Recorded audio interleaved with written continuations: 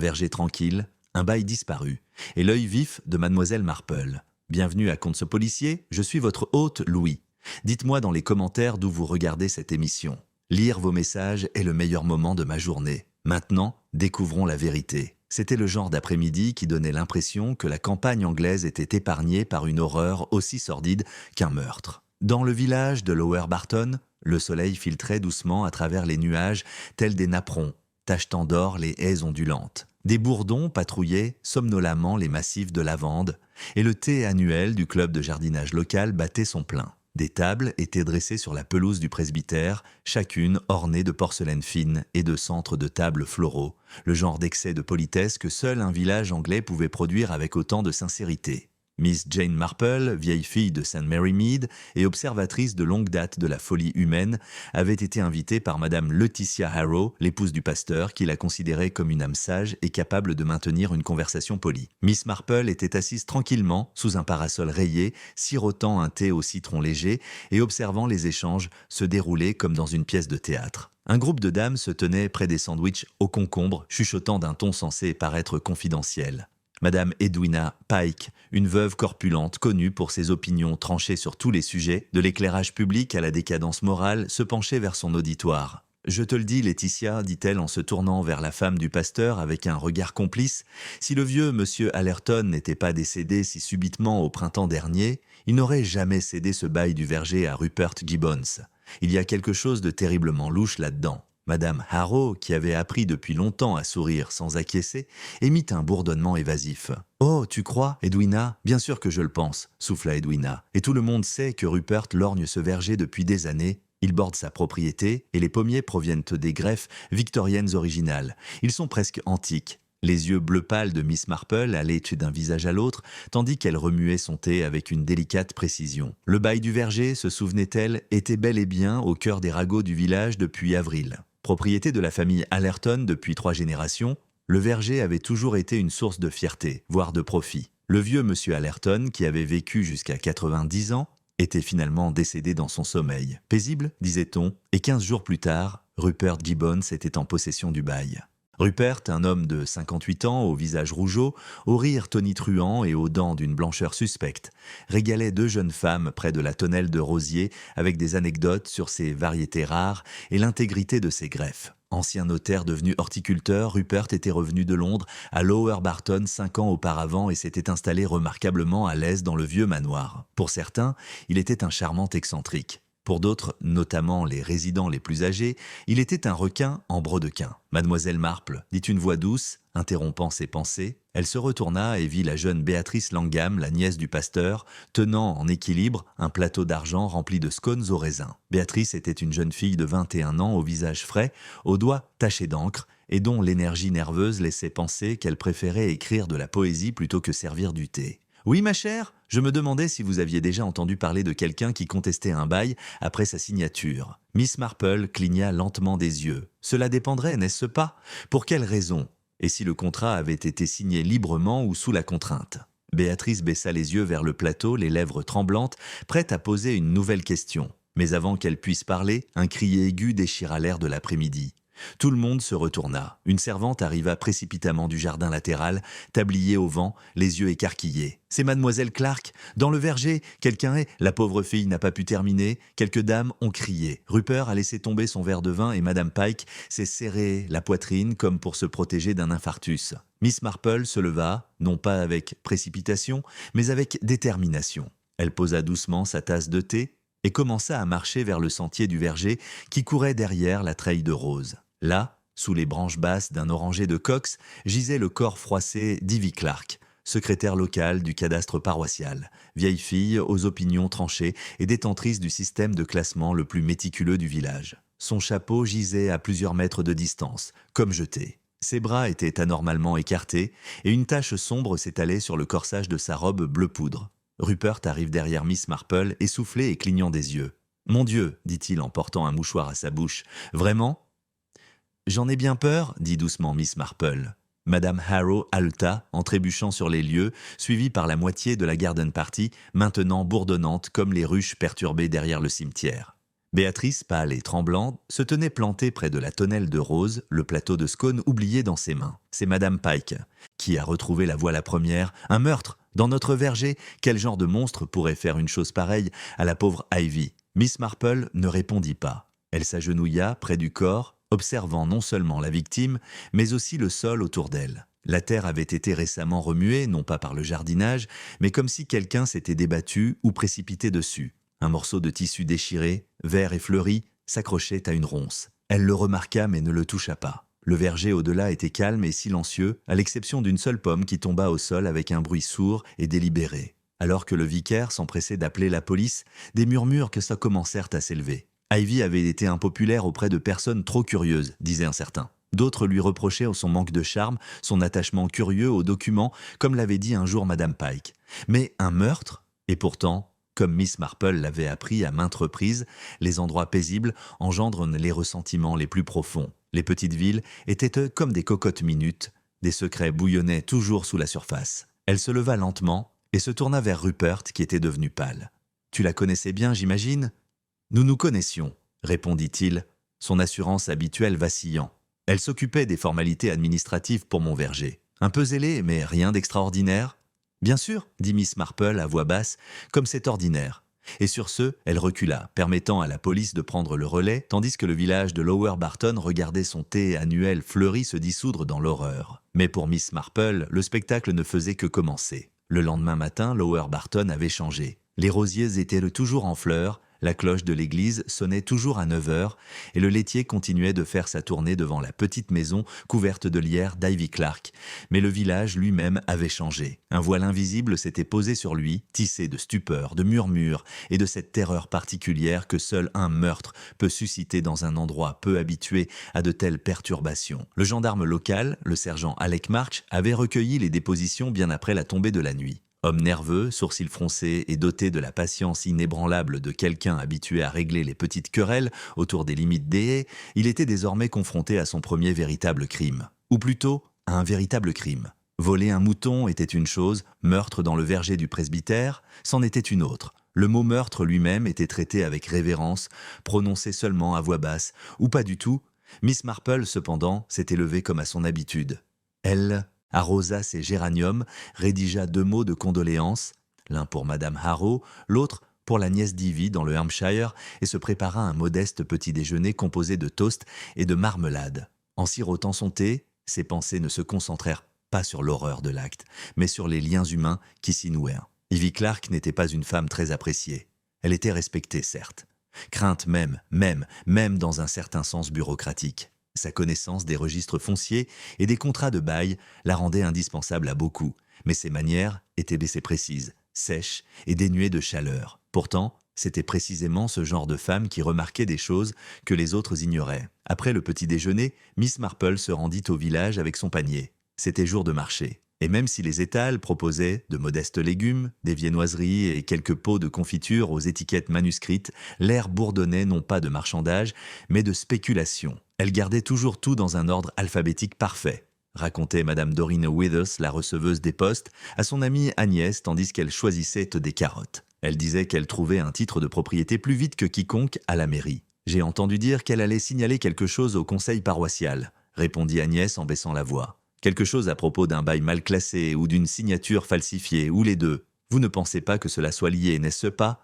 Miss Marple sourit faiblement et s'approcha des conserves. Inutile de l'interrompre, les ragots, d'après son expérience, étaient comme vent porte des graines de vérité si vous les laissez souffler assez longtemps. Au stand de confiture, elle croisa à Béatrice Langham. La jeune femme paraissait blême, son éclat habituel atténué par le choc de la veille. « Oh, Miss Marple, dit-elle, comme tout me paraît étrange aujourd'hui. Je n'ai pas pu dormir du tout. Je n'arrêtais pas de penser à Ivy, allongée dans le verger. Je passe devant cet arbre tous les jours en allant à la prière du matin. Je suppose que beaucoup d'entre nous l'ont fait, dit doucement Miss Marple. Mais je soupçonne qu'aucun d'entre nous n'a observé le verger d'aussi près qu'Ivy. Béatrice hocha la tête, puis jeta un regard nerveux autour d'elle avant de baisser la voix. Je ne veux pas causer d'ennui. Mais Ivy m'a dit quelque chose d'étrange la semaine dernière. Elle a dit que quelqu'un avait essayé de la corrompre. La soudoyer, la voix de Miss Marple resta posée. Pour quelle raison? Je ne sais pas exactement. Elle était vague. Mais elle a laissé entendre que c'était lié au bail des gibbons. Elle a dit qu'on lui avait bien proposé de se débarrasser des papiers, mais bien sûr, elle n'a pas précisé de qui. J'ai cru qu'elle plaisantait honnêtement. Est-ce qu'elle semblait effrayée? Béatrice fronça les sourcils. Pas effrayée, agacée peut-être, insultée même. Je crois qu'elle aimait être la gardienne de l'information. Miss Marple hocha légèrement la tête en guise d'acquiescement. Et Rupert Gibbons? Avait-il l'air perturbé hier? Béatrice hésita. Oui, peut-être plus surprise que triste. Mais bon, je ne pense pas qu'ils s'entendaient bien. Elle n'était jamais impressionnée par son charme. Peu de gens étaient présents à Lower Barton. Après avoir remercié Béatrice, Miss Marple se dirigea vers la place du village. Sa destination était le bureau d'état civil, un étroit bâtiment en briques niché à côté de la gare. C'est là qu'Ivy Clark avait passé la majeure partie de ses journées, classant méticuleusement actes, baux et registres paroissiaux, avec une diligence qui faisait depuis longtemps l'envie des clercs des villages voisins. Le sergent Marsh se tenait dehors, les bras croisés. Son expression changea en voyant Miss Marple approcher. « Bonjour, Miss Marple. Bonjour, sergent. J'espère ne pas vous déranger. » Il soupira et Zozoda se gratta le cou. « Franchement, j'aurais besoin de ton aide. Tu as l'œil pour ce genre de choses. Tout le monde le dit. » Miss Marple baissa modestement les yeux. « Je n'oserais pas intervenir. Mais si vous voulez bien partager vos inquiétudes... » Marsh fit un geste vers la porte du greffe. Son bureau était exactement comme celle l'avait laissé. Enfin, à part les agents qui fouinaient. Mais vous remarquerez peut-être quelque chose que je n'ai pas remarqué. À l'intérieur, le bureau d'enregistrement était sombre et silencieux. Une légère odeur de vieux papier et de cire à la lavande flottait dans l'air. Le bureau d'Ivy était aussi bien rangé qu'on pouvait s'y attendre, dossiers étiquetés avec une calligraphie soignée, flacons d'encre parfaitement alignés. Mais un tiroir avait été forcé. Elle conservait les dossiers du verger ici, expliqua Marsh, d'après son index. Puis-je? Demanda Miss Marple. Sur un signe de tête du sergent, elle s'agenouilla près du tiroir. À l'intérieur se trouvaient divers baux et contrats. La plupart étaient intacts, mais une chemise en papier craft intitulée « Verger d'Allerton, 1943 à 2025 » trônait au-dessus des autres. Les papiers à l'intérieur étaient montécornés, certains annotés de la main d'Ivy. Mais un document, au dos, présentait une curieuse trace de cire verdâtre, comme de la cire à cacheter. Miss Marple leva les yeux. Un endroit inhabituel pour de la cire. Pas celle de sa bougie, assurément. Marsh grogna. Nous l'avions remarqué aussi. Ça pouvait provenir d'un timbre ou d'un sceau personnel. Une habitude des avocats, murmura Miss Marple, surtout ceux qui aimaient le théâtre, comme Rupert Gibbons. Calme. Alors qu'il se levait pour partir, Miss Marple s'arrêta près d'une poubelle. Parmi les enveloppes déchirées et les buvards jetés se trouvait un coin déchiré de ce qui avait été un papier à lettres vert pâle, de très belle qualité. Elle le récupéra avec un mouchoir. Un journal de femme, remarqua-t-elle. Et cher, parfumé en plus, comme c'est curieux. Marsh avait l'air perplexe. Tu crois qu'une femme lui a écrit? Je crois que quelqu'un a essayé, oui. La question est de savoir si Ivy a reçu la lettre en entier. Ils s'enfoncèrent dans la lumière du soleil, les cloches de l'église voisine sonnant à midi. De l'autre côté de la pelouse, Rupert Gibbons se tenait devant la boucherie, plongé dans une conversation avec Edwina Pike. Sa voix était vive, insistante, comme s'il cherchait à convaincre un jury. Miss Marple l'observait attentivement. Ses mouvements étaient énergiques, mais répétés, et ses gestes étaient suffisamment dramatiques pour signaler une détresse sans être précis. « Il fait semblant » marmonna le sergent Marsh. « Il veut que tout le village le croie innocent. »« Oui » répondit Miss Marple pensivement, ce qui suggère souvent qu'il soupçonne quelqu'un de penser autrement. Le vent a légèrement changé, apportant avec lui le parfum des pommes mûres du verger lointain. Et pourtant, la question persistait dans l'air, plus lourde que n'importe quel ragot. Qu'est-ce qui a été volé précisément? La vie de Miss Clark, le bail du verger ou quelque chose de plus intangible? Miss Marple ne doutait pas que les réponses viendraient, mais comme pour la plupart des choses dans la vie de village, elles exigeraient de la patience, un œil attentif et la volonté d'entendre ce qui n'était pas dit. Mercredi, le choc du meurtre s'était incrusté dans la vie du village comme une fine poussière invisible, mais omniprésente. Le rythme de Lower Barton reprenait à la surface. Vitres lavées, scones cuits, et haies taillées, mais chaque activité était menée avec une pointe de vigilance, comme si derrière chaque rideau tremblant et chaque sourire agréable se cachait une question muette. Qui a tué Ivy Clark et pourquoi? Au presbytère, Madame Laetitia Harrow avait annulé toutes les activités du club de jardinage restantes pour la semaine, même si elle continuait à s'occuper des tasses à thé et à plier le linge, comme si la politesse pouvait bannir la violence de la pelouse. Le verger restait délimité par une corde blanche et un panneau hâtivement écrit de la main du pasteur. Enquête policière, entrée interdite. Dans le salon, Miss Marple était assise en face du vicaire, le révérend Jonathan Harrow, qui lui avait offert du thé par courtoisie et par espoir. C'était un homme doux d'une 60aine d'années, aux cheveux clairsemés et aux manières douces qui avaient résisté à de nombreuses querelles paroissiales.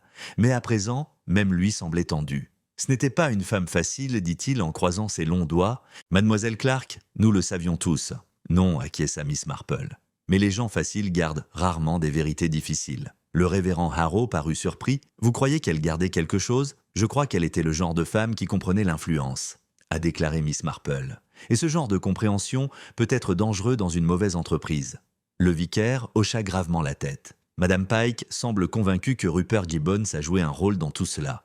Mais pour être honnête, elle ne lui a jamais pardonné d'avoir refusé son offre sur ses courges d'été lors de la vente aux enchères de la récolte de l'année dernière. Miss Marple sourit doucement. Oui, les soupçons d'Edwina ont tendance à suivre ses rancunes. « Mais vous ne pensez pas qu'il l'a fait ?» demanda le vicaire. « Je pense qu'il a des secrets, dit-elle, mais je ne sais pas encore s'ils incluent un meurtre. » À ce moment-là, Laetitia Harrow apparut avec le thé. C'était une femme grande et imposante, dotée d'un esprit pratique et d'une grande maîtrise des napperons en dentelle. Elle déposa le plateau avec précision. « Oh Jane, dit-elle, tu es au courant ? La nièce d'Ivy arrive cet après-midi. C'est Clara ?» Miss Marple se souvenait de ce nom dans sa lettre du matin. « Oui, Clara Hartwell. Elle enseigne la musique à Southampton, pauvre fille. Je crois que je n'avais pas vu Ivy depuis des années, même si elle a été nommée exécutrice testamentaire. »« Curieuse, » murmura Miss Marple. « Ivy ne me semblait pas sentimentale. »« Non, dit Laetitia, mais elle était précise.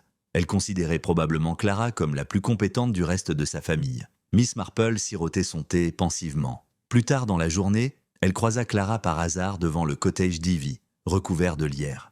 La jeune femme, âgée d'à peine 30 ans, portait un manteau bleu marine trop chaud pour la météo et serrait à 2 mains un sac à main en cuir. Son expression était posée, mais ses yeux scrutèrent le jardin comme quelqu'un en quête d'un lieu familier qui ne se laissait pas trouver. « Vous devez être Miss Hartwell, » dit doucement Miss Marple. Clara se retourna. « Oui, pardonnez-moi, êtes-vous un voisin ? En quelque sorte, Jane Marple de St. Mary Mead. J'ai connu ta tante. » Clara parut soulagée. « Oh, Miss Marple, j'ai entendu parler de vous. » Tante Ivy mentionnait votre nom de temps en temps. Elle disait que vous posiez toujours des questions discrètes. Elle esquissa un léger sourire. Je vois ce qu'elle voulait dire. Votre tante était une femme aux multiples talents, dit Miss Marple. Votre convocation ici a-t-elle été soudaine ? Clara hocha la tête. Le notaire m'a contacté hier matin, je suis l'unique exécutrice testamentaire. Elle a tout légué à un fonds de préservation des biens historiques, mais je dois superviser la transition. Quelle Ivy ? Dit Miss Marple. Méticuleux jusqu'au bout. Ils restèrent un moment silencieux, regardant la haie de buis soigneusement taillée et les pots de fleurs avec une précision militaire. « Vous a-t-elle fait part de quelque chose d'inhabituel récemment ?» demanda Miss Marple. Clara a hésité. Une seule fois, elle m'a envoyé une lettre il y a 3 semaines. Très brève. Elle disait qu'elle envisageait de quitter son poste à l'état civil pour se consacrer au jardinage. Cela m'a semblé étrange.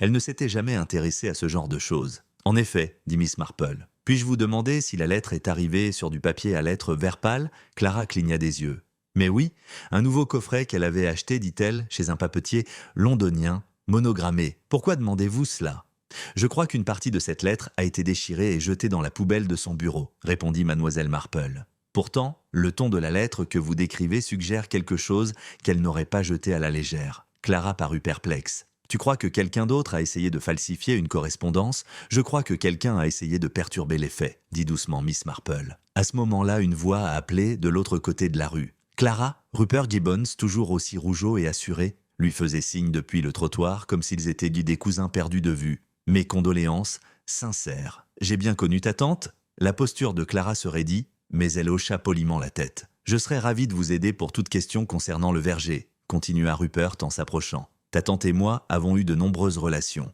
Miss Marple l'observait attentivement. Ses yeux se posèrent sur elle puis se détournèrent. Un tic fractionné qui ne passa pas inaperçu. « Merci, monsieur Gibbons, dit Clara. Je m'en souviendrai. »« Bien sûr, répondit-il avant de soulever son chapeau et de se diriger vers l'épicier. Dès qu'il eut tourné au coin de la rue, Clara murmura « Je ne l'aime pas. Je ne l'ai jamais aimé. À 16 ans, il m'avait dit que j'avais le regard soupçonneux d'un commissaire aux comptes.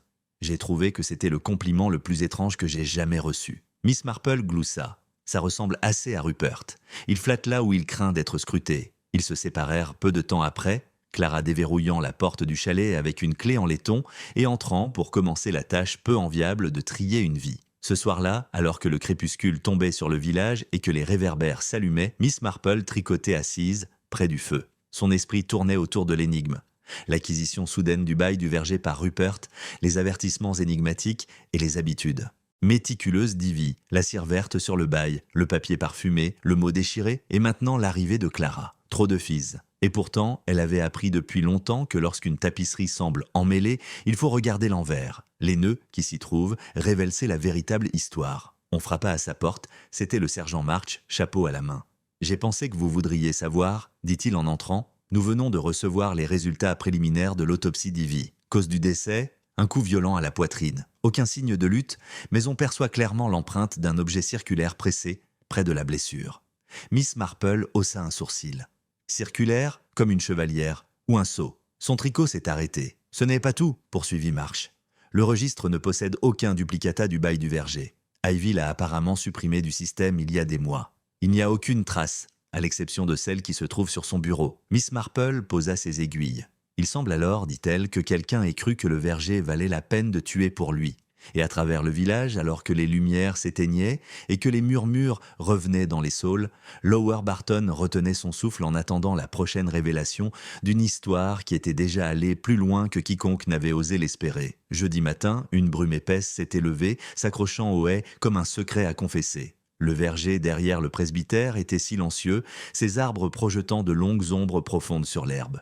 Malgré son calme pittoresque, le meurtre d'Ivy Clark avait transformé ce coin de terre chérie en un lieu entièrement sacré, pour certains, maudit pour d'autres. Miss Marple, comme à son habitude, se leva tôt. Elle ne tira pas de conclusions hâtives ni ne se lança dans des théories farfelues. Elle resta assise tranquillement à sa table de petit déjeuner, un mince rayon de soleil éclairant le bord de sa tasse de porcelaine.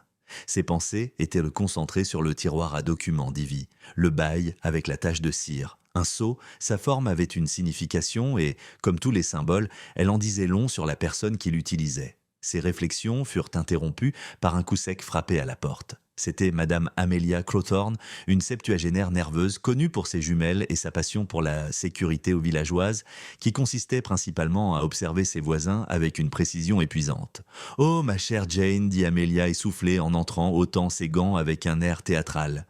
Tu ne le croiras jamais, je me souviens de quelque chose à propos du verger. L'après-midi du meurtre ?» Miss Marple fit un geste aimable vers la chaise à côté d'elle. « Assieds-toi, Amelia. Veux-tu du thé? Je n'ai pas le temps. »« Ma chère, dit Amelia d'un geste de la main. Je dois parler au sergent March, mais j'ai pensé que ce serait vous qui me conseilleriez en premier, vu votre don remarquable pour, disons, voir au-delà des apparences. » Miss Marple croisa les mains. « De quoi te souviens-tu? »« J'ai vu quelqu'un, dit Amelia triomphalement. Ou plutôt, j'ai vu une silhouette. » Il fallut attendre une vingtaine de minutes avant que les cris ne commencent, avant que la pauvre servante ne découvre Ivy. Je taillais le buisson de lavande près de la clôture arrière quand j'ai vu quelqu'un se faufiler dans le verger par le chemin est. Pas par l'entrée du jardin, mais par le petit chemin de traverse près du cimetière. Les yeux de Miss Marple s'illuminèrent. « Pouvez-vous décrire cette personne ? Enfin, pas exactement. C'est bien là le problème. La silhouette était littéralement enveloppée. Elle portait un de ces manteaux de marche vert ciré et un chapeau à large bord. Je n'arrivais pas à déterminer si c'était un homme ou une femme. La silhouette portait-elle quelque chose ? Amelia fronça les sourcils. « Oui, maintenant que tu le dis. Une sacoche en cuir ou peut-être un porte-document. J'ai supposé que c'était l'un de ces jeunes géomètres qui viennent de temps en temps inspecter les anciennes limites de propriété. Mais aucun rendez-vous n'avait été pris ce jour-là, dit doucement Miss Marple.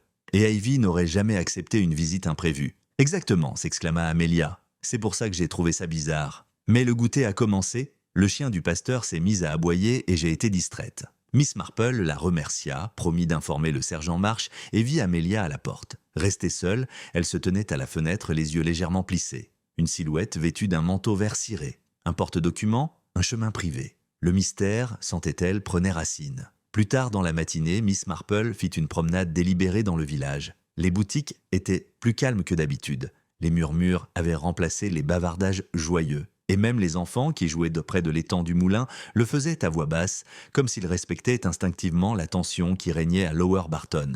À la porte du cimetière, elle s'arrêta. Depuis la lisière du verger, le sentier était visible. Un étroit chemin de terre bordé de jeunes saules et à moitié caché par les broussailles. Un itinéraire idéal pour passer inaperçu. Elle continua vers le manoir, demeure de Rupert Gibbons. Ces jardins somptueux suggéraient des pelouses fraîchement tondues, des urnes en pierre importées et un bassin artificiel à carpe koi qui semblait étrangement déplacé à côté des fenêtres Tudor. Rupert lui-même était assis sur la véranda avec un exemplaire de Country Life et un verre de cordial à l'orange, ses manches retroussées dégageant un charme tel un vendeur à qui il ne reste plus qu'un seul produit à vendre. « Mademoiselle Marple !» dit-il en se levant avec une courtoisie exagérée. « À quoi me vaut ce plaisir ?»« J'espérais un mot ou deux, répondit-elle gentiment. À propos d'Ivy Clark et du bail du verger ? Bien sûr, une affaire épouvantable, je n'arrive toujours pas à y croire. » Elle prit le siège qu'il lui proposait, posant soigneusement son sac à main sur ses genoux.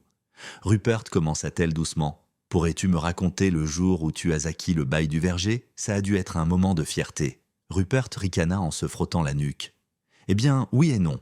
Ivy a rendu les choses difficiles, voyez-vous, elle ne croyait ni à la sentimentalité ni aux secondes chances. Mais finalement, nous sommes parvenus à un accord, strictement honnête, bien sûr. J'en suis sûr, dit Miss Marple d'un ton doux. Et vous avez fêté ça ? Il cligna des yeux. Je suppose que oui. Pourquoi poses-tu cette question ? Oh, sans raison, dit-elle. J'ai juste remarqué un nouveau cachet de cire sur le bail. C'est très inhabituel. Le sourire de Rupert vacilla. Ah oui, une vieille habitude de l'époque où j'étais avocat, mais cela ajoutait une certaine élégance. Et pourtant, Ivy était méticuleuse. Elle aurait remarqué un doublon, vous ne pensez pas ? Il marqua une pause, si elle le jugeait nécessaire. Miss Marple laissa le silence s'éterniser. Elle remarqua ses doigts tapotant nerveusement son verre. Il n'était pas homme à se sentir à l'aise sous un regard scrutateur, même discret. « Eh bien, merci Rupert, » dit-elle en se levant. « Tu m'as été d'une grande aide. » En retraversant le village, elle croisa Béatrice Langham près de la gare. La jeune femme serrait contre elle une pile de partitions et un paquet. « Miss Marple !» cria-t-elle, « tu ne devineras jamais que quelqu'un s'est introduit dans le cottage d'Ivy. » Miss Marple s'arrêta net. Quand, ce matin, Clara a trouvé la fenêtre de la cuisine forcée. Aucun objet de valeur n'a été volé, mais une boîte contenant du courrier personnel a disparu. Elle est terriblement secouée. Est-ce qu'elle l'a signalé ? Oui, le sergent March est déjà là. Il dit que quelqu'un cherche quelque chose de précis. Miss Marple accéléra le pas. Arrivée au cottage, elle trouva Clara assise sur le canapé, une couverture sur les épaules. L'air sentait la poussière retournée et une légère trace de cirage au citron. C'était dans l'arrière-boutique, dit Clara. Un petit coffre en bois où elle conservait de vieilles lettres. Rien d'autre n'avait été touché, ni ses bijoux, ni même la tirelire dans le placard. Le regard de Miss Marple parcourut la pièce. Quelqu'un avait voulu effacer quelque chose, non pas voler pour le profit, mais détruire une trace. « Quel genre de lettres ta tante gardait-elle » demanda-t-elle. Clara haussa les épaules. Des affaires de famille, des mots de sa sœur, d'autres de vieux amis. Quelqu'un de Rupert ? Clara hésita. Non, mais j'en ai vu quelques-unes signées uniquement de mes initiales. Une en particulier, J.D. Elle se démarquait. Ma tante avait écrit quelque chose dans la marge à côté. À conserver. Important. Cette lettre a disparu. Dehors, le vent bruissait à travers les arbres du verger. Miss Marple se tourna vers Clara. Votre tante a-t-elle déjà parlé d'un certain monsieur J.D. ? Une seule fois. Elle a dit que c'était un avocat avec qui elle avait travaillé en ville il y a des années. Elle a dit qu'il s'était fait des ennemis et avait disparu du cabinet après un scandale. Elle a dit qu'il en savait trop sur le foncier. Les yeux de Miss Marple pétillaient que faiblement. « Eh bien, murmura-t-elle, je pense que le passé projette peut-être une ombre plus longue que quiconque ne l'aurait imaginé. » Et sur ce, elle sortit dans la ruelle, les pièces commençant à bouger, seau de cire, manteau vert, initiales dans les marges et secrets enfouis non pas dans la terre, mais dans le parchemin et l'encre. À Lower Barton, même les saules chuchotaient. L'effraction au cottage d'Ivy Clark avait aggravé le malaise de Lower Barton, le village n'étant plus seulement sous le choc mais profondément perturbé. Ce n'était plus seulement le meurtre, mais la certitude que quelqu'un s'était glissé par une fenêtre fermée et avait fouillé les secrets d'une femme morte. Si la vie d'Ivy s'était achevée dans le silence, les conséquences en étaient éloquentes. Miss Marple avait passé une grande partie de ce jeudi soir à son bureau, à relire ses notes personnelles dans un petit journal intime vert, relié en cuir, dont elle ne parlait jamais et qu'elle ouvrait rarement. Bien qu'elle se considérât rarement comme une détective, ses archives présentaient aux différentes vitrines closes des vérités discrètes révélées, le tout soigneusement répertorié dans une cursive délicate. Elle avait trouvé ce qu'elle cherchait sous l'entrée marquée J.D. Sollicitor, enquête de 1931, fraude foncière, Wiltshire, Jacob Denning. Un jeune avocat ambitieux, radié du barreau suite à de nombreux soupçons, mais jamais formellement inculpé. Connu pour avoir falsifié des registres agricoles et exploité des propriétaires de terriens mourants, Denning avait disparu de la vie publique peu après un scandale impliquant 3 transferts de succession falsifiés. Ivy Clark, semble-t-il, l'avait croisée alors qu'elle travaillait à temps partiel au secrétariat d'un cabinet juridique plus important à Salisbury. Miss Marple referma le journal d'un claquement de doigts. Si Denning avait refait surface à Lower Barton sous un autre nom, il était peut-être au cœur du mystère. Mais cela signifierait que le bail du verger, présenté comme une transaction légitime, était bien plus trouble sous son seau d'encre et de cire. Le vendredi matin, l'air était lourd d'une chaleur sèche qui pesait sur le village comme une question sans réponse. Miss Marple se dirigea vers le bureau d'état civil où le sergent March l'attendait sur les marches, l'air de ne pas avoir dormi. « Tu avais raison, dit-il, en guise de salutation. Les lettres volées étaient au ciblé. » Clara a confirmé qu'il en manquait quelques-unes, toutes datées entre 1930 et 1940. Elle a remis les rares lettres survivantes pour examen. « Et les initiales JD ?» demanda Miss Marple. « Nous avons contacté les archives de Salisbury. Il y a une trace de la radiation d'un certain Jacob Denning en 1934. Aucune adresse depuis. Et sachez que Gibbons a étudié sous sa direction comme clerc stagiaire. Le lien est là, d'accord. » Miss Marple hocha lentement la tête. Monsieur Gibbons n'était donc pas seulement un avocat à Londres, il était l'apprenti d'un homme accusé de grave fraude foncière. March croisa les bras. Et maintenant, il possède des terres dont Ivy avait le contrôle légal, des terres dont elle savait peut-être qu'elles avaient été transférées sous de faux prétextes. Le regard de Miss Marple se porta vers l'horizon. Alors, le bail du verger n'était peut-être plus valable du tout. Peut-être était-ce la résurrection d'une vieille tromperie. Ou pire, ajouta March, une tromperie fondée sur le chantage. Ivy était la seule personne qui aurait pu faire éclater toute l'affaire. Et maintenant, elle est partie. Ce n'était pas le genre de chose qu'un villageois appréciait entendre, que le sol sous ses pieds ait pu être acquis par des méfaits. Mais Miss Marple savait mieux que quiconque combien de péchés avaient été commis sous le vernis poli des tasses athées et des jardins bien entretenus. Plus tard dans la journée, Clara Hartwell rencontra Miss Marple devant l'église, une lettre serrée dans sa main. « C'était dans la poche d'un des vieux manteaux d'Ivy, » dit Clara, essoufflée. « Caché derrière la doublure, c'est à moi qu'il est adressé. Elle a dû l'écrire quelques jours avant sa mort. » Miss Marple prit la lettre et la parcourut en silence. Le mot était bref, mais révélateur. Ivy s'inquiétait de la réapparition d'une personne de son passé et avait constaté des incohérences dans l'écriture du bail du verger, une signature inhabituelle et même la texture du papier. Elle terminait la lettre par une phrase glaçante « S'il m'arrive quelque chose, Clara, retrouve Jane Marple. » Miss Marple replia la lettre avec soin. Elle avait bien raison de se fier à son instinct. « J'aurais dû venir plus tôt, » murmura Clara. « Je pensais qu'elle était juste excentrique. L'excentricité est souvent confondue avec la prévoyance, » répondit Miss Marple. Cet après-midi-là, sous un ciel couleur de vieil étain, Miss Marple rendit une autre visite, cette fois au Zion Presbytère, où Laetitia Harrow l'avait invitée à prendre le thé. « J'imagine, » dit Laetitia en versant du Earl Grey dans des tasses en porcelaine, « que le village est sur le point d'exploser sous le poids des spéculations. » « Des spéculations, oui, » répondit Miss Marple, « mais aussi du silence. Les gens attendent que quelqu'un d'autre prenne la parole. » Laetitia, une femme perspicace, haussa un sourcil. « Et seras-tu celle qui parlera, Jane ?»« Pas encore, » dit Miss Marple, « mais je me demande si vous avez remarqué quelque chose d'étrange dans les événements entourant le verger. » Laetitia se pencha en avant. « Par exemple, Rupert Gibbons est un homme qui joue avec les perceptions. Son charme, son rire, et même ses manières cultivées et rustiques. Tout cela est soigneusement choisi. Mais ces derniers temps, j'ai remarqué un changement. Il devient nerveux, il parle trop fort, il se tient trop en avant, comme s'il jouait pour un public qui risque de disparaître. » Laetitia cligna des yeux. « Tu crois qu'il cache quelque chose ? Je crois qu'il cache tout, » dit Miss Marple à voix basse. Juste à ce moment-là, le téléphone sonna dans l'autre pièce. Laetitia s'excusa pour répondre. Un instant plus tard, elle revint, le visage pâle. C'était Doreen Wither, au bureau de poste. Une femme prétendant être la sœur de Rupert a appelé de Londres. Elle a dit qu'il n'avait jamais été radié du barreau parce qu'il n'avait jamais été avocat. Miss Marple se redressa. « Jamais ? Aucune trace de certification ? » Doreen a fait des recherches il y a quelques semaines, par simple curiosité. Il a dit à tout le monde qu'il avait été formé en ville, mais il n'y a rien d'officiel. Pas même de relevés universitaires. L'esprit de Miss Marple s'emballa. Puis le sceau du bail, le jargon juridique, les manières, tout cela n'était qu'une imitation. Il ne ment pas seulement sur le bail, il ment sur tout, ce qui signifie que Rupert Gibbons n'est peut-être pas du tout Rupert Gibbons. Et si c'était vrai, alors l'homme vivant au manoir était plus qu'un simple imposteur. C'était un loup infiltré en tweed. Le soleil baissait les yeux sur les haies, tandis que Miss Marple retournait à son cottage d'un pas plus rapide que d'habitude. La situation avait encore changé. Le bail du verger était falsifié, les soupçons d'Ivy confirmés, et un dangereux escroc était probablement revenu pour enterrer le passé, littéralement s'il le fallait. Au loin, les arbres du verger se dressaient là, sombres et silencieux, leurs fruits commençant à peine à virer au rouge. Ces mêmes arbres, qui avaient vu la mort d'Ivy, détenaient désormais les secrets d'un homme venu à Lower Barton, non pour s'installer mais pour se cacher. Miss Marple s'arrêta devant son portail, regardant la ruelle tranquille tandis que le vent apportait la plus légère odeur de pommes et d'herbes coupées.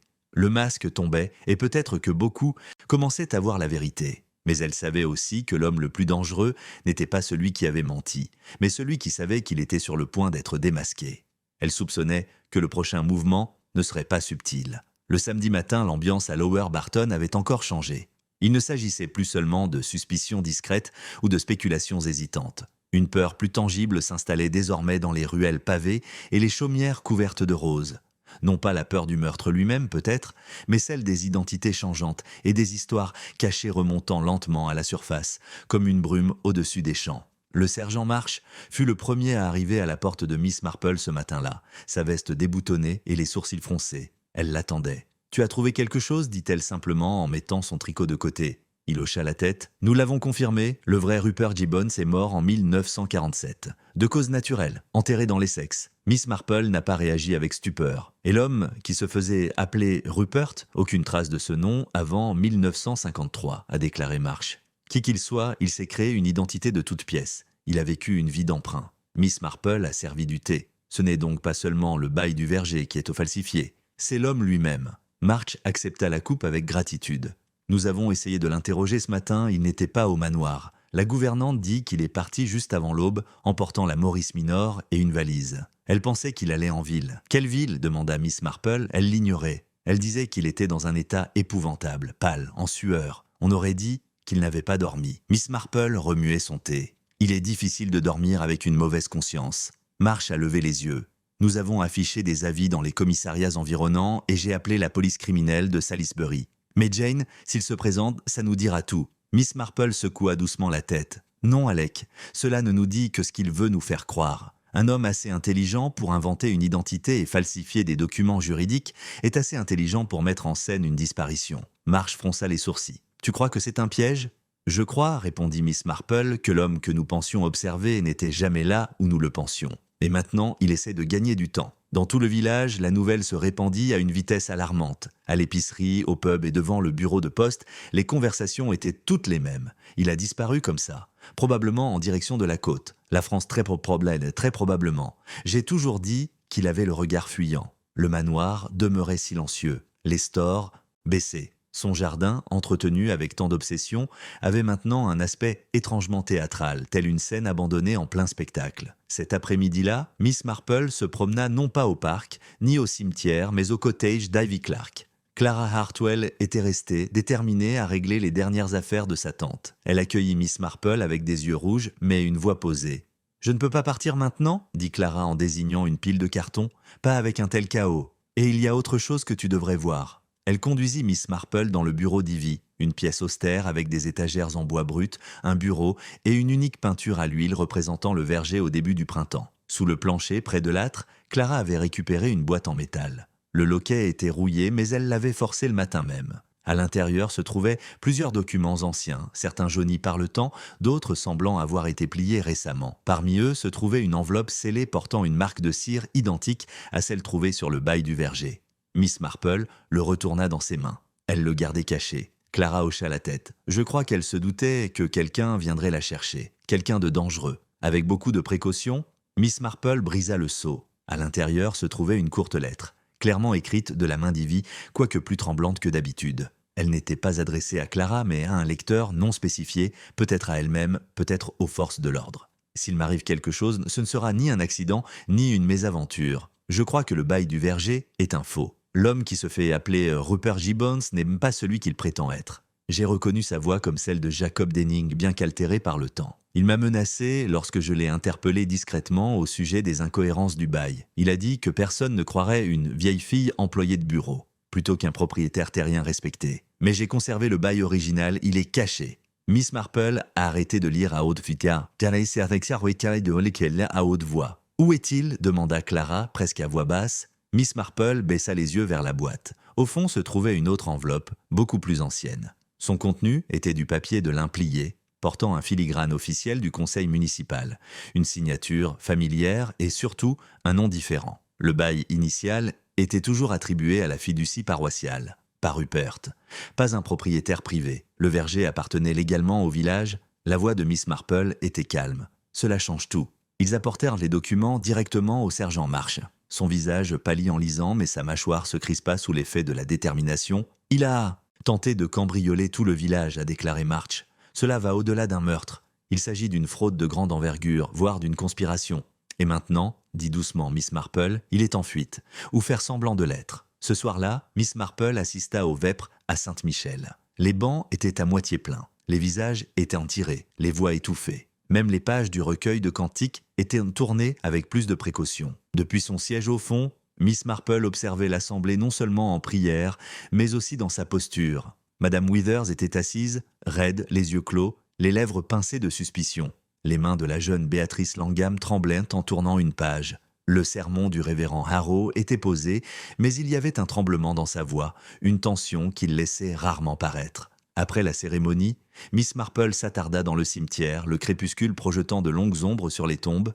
Le sergent March la trouva là, ses pas résonnant doucement sur le gravier. « Tu as entendu » demanda-t-il doucement. Elle se retourna. « Il a été aperçu ?»« Oui. À la gare de Marnley, à 20 km à l'est, un porteur l'a vu acheter un billet aller simple pour Portsmouth. Et était-il seul ?» Mars hocha la tête. « Oui, mais le portier dit quelque chose d'étrange. L'homme semblait calme, trop calme, comme s'il attendait quelque chose, ou quelqu'un, ajouta Miss Marple. Elle resta un moment silencieuse, les mains jointes devant elle, puis leva les yeux vers la colline du verger, à peine visible à travers les arbres. « Je ne crois pas qu'il soit allé bien loin, dit-elle. » Mars cligna des yeux. « Tu crois qu'il est encore là ? Pas ici précisément, mais tout près. Un endroit où il peut observer, attendre et planifier son prochain coup. Un homme qui a vécu de mensonges ne peut pas fuir éternellement. Il doit contrôler la fin. Et cela signifie qu'il reviendra. Pour récupérer quelque chose ou pour faire taire quelqu'un d'autre ?» La voix de March était grave. « Clara ? Elle est la seule personne qui sait tout ce qu'Ivy a pu dire. » Mars se redressa. Elle était alors en danger. « Et nous avons peu de temps, » dit Miss Marple. Alors que les premières étoiles apparaissaient au-dessus de nos têtes, le village expira un nouveau souffle dans sa longue, étendue soirée. Quelque part au-delà des haies et des champs, un homme que personne ne connaissait vraiment préparait sa prochaine étape. Et Miss Marple, avec une clarté d'aiguille, savait que la fin de la partie approchait. La question n'était plus de savoir s'il reviendrait. C'était celui qui l'attendrait quand il le ferait. Le soleil matinal se levait sur Lower Barton avec une douceur trompeuse, baignant les toits de chaume et les ruelles étroites d'un or doux. Mais sous sa chaleur, le malaise palpitait comme un second battement de cœur dans le village. L'absence de Rupert Gibbons de son domaine n'était plus perçue comme une gêne.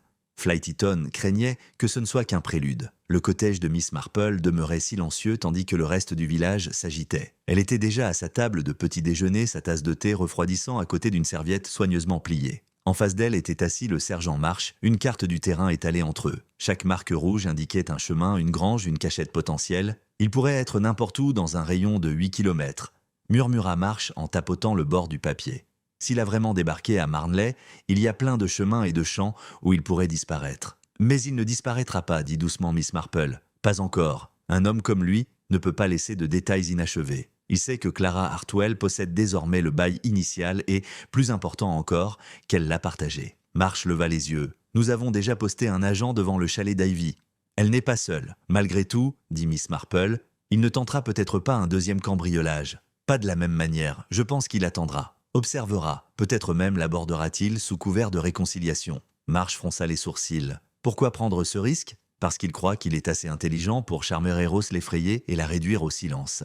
Il vit de bluff et de confiance depuis des décennies. Il ne croit pas que quiconque puisse vraiment le surpasser. March hocha lentement la tête. « Alors, on a tendu un piège ? Nous avons préparé le terrain ?» a déclaré Miss Marple. « Laissez-le croire qu'il a une chance. » Cet après-midi-là, Clara Hartwell accepta, bien qu'avec hésitation, un plan. Elle resterait au cottage d'Ivy, mais déplacerait sa table de travail dans le salon, rideau légèrement écarté, comme si elle s'apprêtait à rédiger une lettre ou à examiner des documents. La suggestion était subtile, mais sans équivoque. Elle était seule et possédait quelque chose de précieux. Dehors, cachés derrière des haies et sous des auvents ombragés, les agents de police gardaient le silence. Miss Marple était assise dans son jardin de l'autre côté de la rue, taillant des rosiers et tricotant à son tour, observatrice discrète en apparence, même si rien ne lui échappait. Les heures passèrent, aucun mouvement, aucune silhouette au portail. Mais tandis que le crépuscule tombait et que le parfum du chèvrefeuille s'épaississait, une ombre se détacha du coin du chemin du cimetière. Ni grande, ni précipitée, mais délibérée. Elle s'attarda derrière le mur du jardin du cottage d'Ivy. Puis tout aussi rapidement, elle se retira. Miss Marple posa son tricot. Le lendemain matin, elle rendit visite à Clara, qui avait peu dormi, mais restait déterminée. « Il tourne autour de moi », dit Clara. « Je le sens. Je ne l'ai pas vu, mais je me suis sentie observée toute la nuit. »« Tu l'étais », répondit Miss Marple. « Et pas seulement de la part du policier. J'ai vu un mouvement trop contrôlé pour être celui d'un passant. Il teste les limites. Va-t-il bientôt frapper ?» demanda Clara. « Je crois qu'il tentera sa chance dans les 48 heures, répondit Miss Marple. Mais pas comme cambrioleur.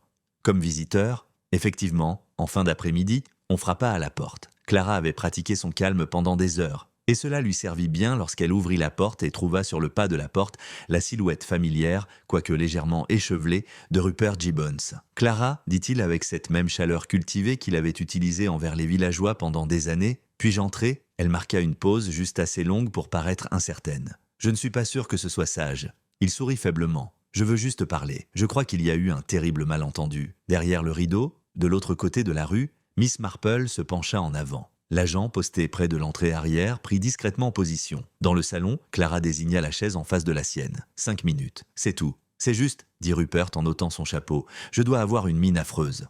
Tu as l'air nerveux, répondit-elle. Il émit un petit rire forcé. C'est parce que je suis là.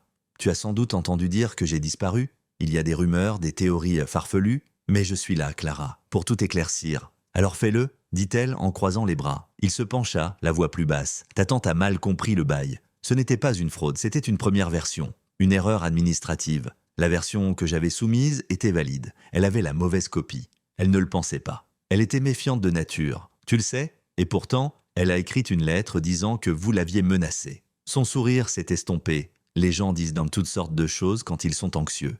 L'as-tu menacée ? Demanda Clara doucement. Il ne répondit pas. Il la fixa un instant, les yeux sombres et immobiles. Puis lentement, il fouilla dans la poche de son manteau. Clara se raidit, mais ce qu'il en sortit était un document plié. Il le déposa délicatement sur la table. « J'ai apporté ceci, mon exemplaire notarié. Si vous le regardez bien, vous verrez que les dates correspondent et que les signatures sont alignées. » Clara ne bougea pas pour le toucher. « Je pense, dit-elle, que tu devrais parler au sergent March. » Sa mâchoire se serra. « Clara, sois raisonnable. Tout cela peut disparaître. Si ce vieux bail refait surface, je peux t'aider à le détruire. Épargne-toi des ennuis. » De l'extérieur, la porte arrière s'ouvrit avec un grincement. Des pas s'approchèrent du couloir. Rupert s'en est rendu compte trop tard. Lorsque le sergent March entra, flanqué d'un autre officier, l'homme qui se faisait appeler Rupert se leva lentement, les épaules levées. « Je suppose que c'est ça, alors ?» dit-il presque avec désinvolture. « Oui », répondit March, « c'est vrai. » Miss Marple entra un instant plus tard, son tricot toujours sous le bras. Il la regarda, une pointe de résignation amusée se lisant sur son visage. « Tu la surveillais toujours, n'est-ce pas ?» Miss Marple souriait poliment, seulement quand cela comptait. Il a été escorté dehors sans difficulté, même s'il a laissé derrière lui une impression de quelque chose d'irrésolu. De retour dans la pièce, Clara se tourna vers Miss Marple. « C'est fini, n'est-ce pas ?» Miss Marple hésita. « Le danger, oui, mais l'histoire, pas tout à fait. » Clara avait l'air perplexe. « Que veux-tu dire ?» Miss Marple se dirigea vers le document plié que Rupert avait posé sur la table.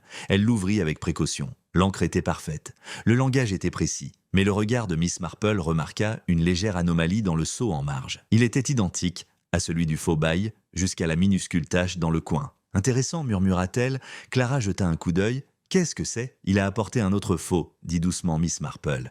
Il n'avait jamais eu l'intention d'avouer, il avait l'intention de remplacer la vérité. Dehors, les cloches de Saint-Michel sonnaient pour l'heure du soir. Et dans le silence qui suivit, Clara Hartwell comprit tout le poids de ce qui avait failli être perdu. Pas seulement un document, pas seulement une vie, mais la propriété même de la terre que sa tante avait consacré sa vie à préserver. Alors que Miss Marple entrait dans la lumière déclinante, elle savait que la fin était proche. Mais il restait encore un morceau, le motif était plus clair. La méthode révélée, seul le masque devait être complètement retiré. Et cela, elle le savait, viendrait avec un dernier geste. Le dimanche se leva calme et gris, le ciel couvert de doux nuages laineux qui retenèrent le soleil. À Lower Barton, les cloches de Saint-Michel sonnèrent à leur heure habituelle, mais le son semblait discret, comme si le village lui-même retenait son souffle. Rupert Gibbons, ou plutôt l'homme se faisant passer pour Rupert, était désormais en garde à vue au commissariat de Marnley en attendant son inculpation. Bien qu'il soit parti discrètement, la vérité ne lui avait pas été arrachée. Il avait peu parlé après son arrestation, et rien qui puisse suggérer le meurtre d'Ivy Clark. C'est trop facile, avait dit le sergent Marsh plus tôt ce matin-là en passant devant le portail du jardin de Miss Marple. Il y a de la culpabilité derrière ce regard, mais pas d'aveu. Il mise sur la confusion. Si nous ne pouvons pas prouver l'usurpation d'identité, nous ne pourrons peut-être jamais lui imputer le meurtre. Miss Marple, qui était occupée à tailler ses rosiers, posa son sécateur. Il n'avait pas besoin d'avouer, il nous avait déjà dit l'essentiel. Marsh haussa un sourcil. « Que veux-tu dire ? Il a falsifié un dernier document, dit-elle en frottant ses gants. Et il l'a apporté à Clara comme si c'était une preuve de son innocence. Mais c'était plus que cela. C'était une tentative d'effacer une fois de plus la vérité, sa dernière chance de contrôle. Ce genre de désespoir en dit long. Marsh soupira. Pourtant, sans aucun lien concret avec la mort d'Ivy. Miss Marple leva la tête. « Alors, nous trouverons quelque chose, il y a toujours un fil qui s'échappe. Et ceux qui tissent dans des mensonges laissent souvent derrière eux le plus petit point, le plus accablant. » En milieu de matinée, elle se retrouva au cottage d'Ivy Clark, où Clara avait pris sur elle de trier les derniers objets de la maison. L'air intérieur sentait légèrement la lavande et le cirage à bois. Malgré l'épreuve, la détermination de Clara s'était renforcée. Elle n'était plus une nièce passive. Elle était désormais la gardienne de l'héritage d'Ivy. « J'ai encore fouillé dans les tiroirs de son bureau, » dit Clara en offrant une tasse de thé à Miss Marple. « J'essaie de trouver quelque chose qui pourrait l'aider. » Miss Marple était assise en silence, les mains jointes sur ses genoux. Son regard parcourait la pièce, du tapis usé à l'horloge murale, de la bibliothèque au calendrier délavé au dos de la porte. Puis elle remarqua quelque chose d'étrange. Le calendrier, un vieil almanach de jardinage, n'était marqué qu'une seule fois. Une légère coche rouge au crayon à côté de la date du 8 juillet. Ivy n'avait encerclé aucun autre jour de toute l'année. « Clara, dit-elle lentement, que s'est-il passé le 8 juillet ?» Clara secoua la tête. « Je ne me souviens de rien, elle n'aimait pas les anniversaires. »« Mais c'est écrit au crayon rouge, » murmura Miss Marple en se levant. Intentionnel mais subtil. Ce n'est pas une question de célébration, c'est une question de prudence. Elle se tourna vers le bureau et examina le tiroir inférieur. Il semblait vide, à l'exception d'une simple carte glissée dans un coin. Elle la sortit avec précaution. Il s'agissait d'un reçu de la Barton Print & Seal Company daté du 9 juillet. Un document, caché de cire personnalisé, ensemble d'enveloppes, sans nom. Miss Marple en eut le souffle coupé. Elle en imprima une réplique. Clara se pencha en avant. « Du bail ? Non. » À propos du faux bail, dit Miss Marple d'une voix plus forte. Elle pressentait que le faux serait remplacé. Elle en fit donc faire une copie pour en préserver les incohérences. Elle tapota la carte. C'est là le véritable piège, pas le verger, pas le bail, mais la seule chose qu'un faussaire ne peut pas survivre à la preuve de son travail. Une demi-heure plus tard, ils étaient dans l'arrière-boutique de Barton Print & Seal, où un vieux monsieur nommé Monsieur Fenwick se souvenait très clairement d'Ivy. « Oui, dit-il, en ouvrant un carnet de bord. » Elle était très exigeante quant au type de cire qu'elle voulait. Rouge foncé, avec des reflets gris-bleu, très démodé,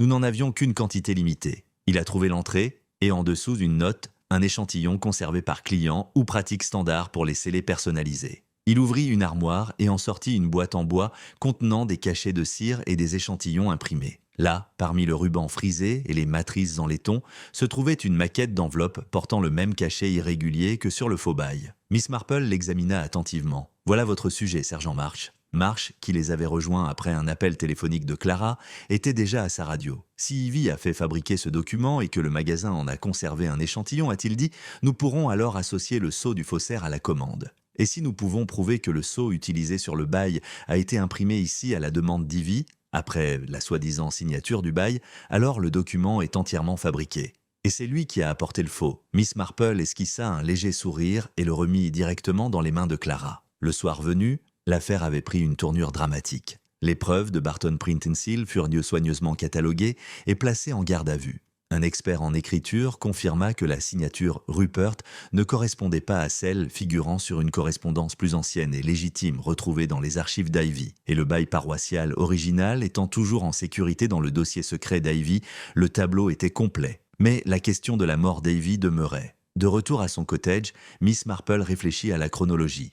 Ivy avait affronté l'imposteur quelques jours avant sa mort, elle l'avait déjà percé à jour. Et elle avait commencé à prendre des précautions, contacter Clara, dupliquer le bail, marquer le calendrier. Mais cela signifiait qu'elle savait qu'elle était en danger. Alors pourquoi s'est-elle laissée seule, à moins que ce ne soit pas le cas? Pas tout à fait. Une pensée frappa Miss Marple avec la clarté de l'eau de source froide. Ivy n'avait pas baissé sa garde, elle attendait de l'aide, ou s'attendait à remettre le faux à quelqu'un. Miss Marple se leva, alla à son bureau et ouvrit son agenda. Elle parcourut les notes qu'elle avait prises le dernier jour d'Ivy. Un thé au presbytère, une visite de Clara, puis un créneau horaire entre 4 et 5 heures, et c'est là que j'ai compris. Ce n'est pas un cambriolage, une rencontre. Elle appela immédiatement le sergent Marsh. « Jane ?» répondit-il, l'air fatigué. « Je sais qu'il a vu avec elle, dit-elle d'une voix calme. Ce n'était pas la gouvernante, c'était quelqu'un d'encore plus ordinaire. » 10 minutes plus tard, elle frappa à la porte latérale du cottage de Madame Amelia Crowthorne. « Jane !» s'exclama la vieille dame, surprise. « Quel moment idéal pour une visite. Miss Marple est allée droit au but. Amelia, le jour de la mort d'Ivy Clark, tu m'as dit avoir vu quelqu'un entrer dans le verger par le chemin est. » « Oui, dit Amelia, prudente à présent. Une personne vêtue d'un manteau vert ciré. Était-ce le même homme qui a été arrêté hier ?» Il y eut une longue pause. La voix d'Amelia baissa. « Oui, mais je n'en étais pas sûre sur le moment. Miss Marple s'est approchée. « L'avez-vous vu partir ?» Amelia hésita. « Oui, et ?» Amelia soupira. Il sortit devant, calme comme tout, sans se presser, ajustant ses boutons de manchette. Miss Marple hocha lentement la tête. « Merci, Amelia. C'est ce dont j'avais besoin. » Elle se retourna et retourna dans la rue. Un homme ne quitte pas calmement la scène d'un meurtre à moins de croire qu'il ne s'agit pas d'un meurtre, ou à moins de l'avoir déjà commis. Et maintenant, elle avait la pièce finale. Il n'avait pas simplement falsifié un bail, il s'était forgé une vie. Et cette vie se dénouait. L'air à Lower Barton s'était alourdi lundi matin comme si la météo elle-même avait pris conscience des vérités qui commençaient à se révéler. Les nuages s'accrochèrent bas aux collines ondulantes et même le chant des oiseaux semblait plus calme, retenu, incertain. Les villageois marchaient avec plus de prudence, parlant à voix basse, comme s'ils craignaient qu'une remarque anodine ne les entraîne dans une affaire bien plus grave que des disputes de verger ou d'héritage. Dans le cottage d'Ivy Clark, désormais silencieux, Clara Hartwell se tenait près de la fenêtre du salon, une tasse de thé noir refroidissante à la main. Elle avait à peine dormi, pas depuis que Miss Marple était arrivée avec les nouvelles de l'imprimerie. La mort d'Ivy ne semblait plus être le point final d'une chaîne d'événements, elle en était le point d'appui. Tout tournait autour d'elle. De l'autre côté de la rue, Miss Marple revenait de sa promenade matinale et s'arrêtait brièvement pour examiner les rosiers bordant sa clôture. Pour un observateur non averti, elle aurait pu paraître entièrement préoccupée par les épines et les angles de taille. Mais sous cette apparence calme, son esprit examinait chaque indice avec un soin méticuleux. Elle savait depuis le début que ce crime, comme tant d'autres qu'elle avait observés, n'était pas né d'une impulsion mais d'un dessein. L'avidité, la tromperie, le désespoir n'étaient pas des qualités spontanées. Elle mûrissait en silence, comme le poison sous la surface de l'eau. Le sergent Marsh est arrivé à 10 heures précises, son carnet sous le bras. « Nous avons eu confirmation du bureau métropolitain, dit-il, tandis que mademoiselle Marple l'accueillait dans son salon. Rupert Gibbons n'existe pas. Légalement pas. L'identité a été reconstituée à partir des informations d'un homme décédé à la fin des années 1940, un parent éloigné, pensons-nous. Le faussaire a pris ce nom à sa réapparition dans la société. Miss Marple lui a servi du thé. Et son vrai nom ? Mars a tourné la page, Jacob Denning. Une correspondance confirmée par des empreintes digitales liées à une affaire de fraude datant de 1934. Le visage a vieilli, bien sûr, mais les mains trahissent nu tout. La voix de Miss Marple était douce. Et maintenant, nous savons qu'il était revenu à Lower Barton non pas pour recommencer, mais pour enterrer ce qui restait. Tout son plan reposait sur Ivy Clark, dit Marsh d'un ton sombre. Elle était le dernier fil conducteur qui pouvait défaire le bail du verger. Ne parvenant ni à la corrompre ni à la déjouer, il la tua. Et sans violence, murmura Miss Marple. Pas de lutte, pas de blessure visible, juste l'apparence d'un effondrement naturel. Marsh acquiesça. Nous avons reparlé au docteur Redfern. Ivy souffrait d'un problème cardiaque, certes, mais il admet qu'il était stable. Sa mort semblait soudaine, mais pas inexplicable jusqu'à présent. Miss Marple se leva et se dirigea vers sa bibliothèque. Entre deux almanachs de jardinage, elle sortit un mince volume sur les plantes toxiques. Elle ouvrit une page marquée d'un signet et lut en silence avant de parler. « Saviez-vous, sergent, qu'on peut extraire une petite dose mortelle de digital de la digitale et que celle-ci imite les symptômes d'une insuffisance cardiaque soudaine chez les personnes âgées. Elle provoque un évanouissement, un ralentissement du pouls et, si elle n'est pas détectée, la mort en quelques minutes. » Mars fronça les sourcils. « Empoisonnée ? Je crois que oui, dit Miss Marple. Ivy préparait elle-même son thé. Elle était méticuleuse. Mais si quelqu'un lui proposait un mélange auquel elle faisait confiance sous prétexte d'une promesse de paix, alors elle aurait peut-être accepté. Miss Marple le regarda droit dans les yeux. Je crois que M. Denning, se faisant passer pour Rupert, était venu cet après-midi-là non seulement pour la raisonner, mais aussi pour s'assurer de son silence. Marsh ferma son carnet d'un claquement de doigts. « On exhumera le corps. »« Pas besoin, dit calmement Miss Marple. Je crois que tu trouveras la coupe. » Mars la regarda fixement. « Quelle tasse ? Celle qu'il a lavée, mais n'a pas enlevée. Une tasse de thé est plus propre que d'habitude, elle montrera des traces de quelque chose qui n'a rien à faire. Quelques heures plus tard, l'équipe médico-légale a confirmé la chose. L'une des tasses en porcelaine d'Ivy, soigneusement placée au fond du placard, présentait de légers résidus d'un glycoside cardiaque compatible avec l'extrait de Digital. Marsh s'appuya contre le comptoir, stupéfaite. Elle avait été empoisonnée au thé dans sa propre cuisine, par un homme qui souriait et disait que tout cela n'était qu'un malentendu. Et puis il est sorti par la porte d'entrée, a dit Miss Marple, parce qu'il croyait avoir gagné. Mais même la victoire, elle le savait, pouvait être une sorte d'aveuglement. Tard dans l'après-midi, Miss Marple rendit une dernière visite à Clara, qui avait pris l'habitude de laisser la fenêtre du salon ouverte pour laisser entrer le doux bourdonnement de la vie du village. L'air était chargé de lilas et le parfum exhalait d'une douce amère odeur. Elle devait savoir, au final, dit Clara, qu'il viendrait la chercher. Oui, répondit doucement Miss Marple, mais elle s'y était préparée. Non pas avec violence, mais avec vérité. Elle a laissé derrière elle tout ce dont nous avions besoin. Le calendrier marqué, le fausceau, le bail caché, même le reçu de l'imprimerie. Clara baissa les yeux. Je n'arrive toujours pas à croire qu'elle soit partie. Miss Marple posa une main sur la sienne. Elle faisait confiance à la force tranquille de ses convictions, et ça, Clara, c'est rare. Il y avait un silence entre eux, rempli seulement par le bruissement des feuilles et un seul rouge-gorge appelant depuis la colline du verger.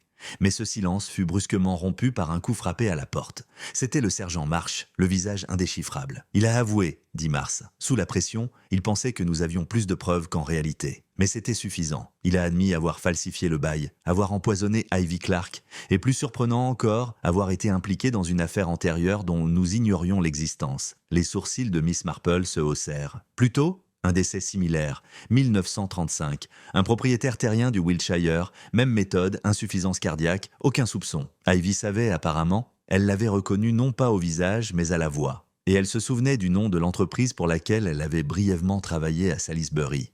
Ce qui signifiait, selon Miss Marple, qu'elle n'était jamais vraiment en sécurité une fois qu'il savait qu'elle s'en souvenait. Marsh acquiesça. Mais elle gagna finalement. Chaque pas qu'il faisait pour effacer ses traces ne faisait que nous rapprocher. Ce soir-là, alors que le crépuscule s'abattait sur Lower Barton, Miss Marple fit sa promenade dans les allées du verger. Les pommes commençaient tout juste à former des grappes de pommes vertes et dures sous les feuillons qui s'immobilisaient. Un calme régnait dans les arbres, comme si la terre elle-même avait été restaurée. N'était plus sujette à dispute, n'était plus teintée d'incertitude. Grâce aux documents protégés par Ivy, le verger serait restitué à la fondation du village. Clara Hartwell, après quelques encouragements ailés de Miss Marple avait accepté d'en être la nouvelle gardienne.